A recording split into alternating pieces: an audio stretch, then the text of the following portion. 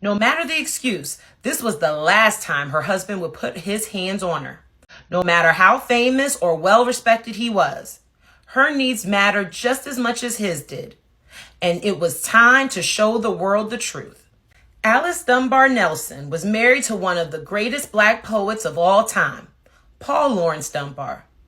But a look below the surface revealed that everything was not as it seemed. Her life with Paul Laurence Dunbar was filled with abuse and alcoholism. His doctor treated him with whiskey, a dreadful attempt to soothe the tuberculosis destroying his body. When he almost killed her in a fit of rage, she knew it was time to leave. Nelson eventually remarried, but she never changed who she was.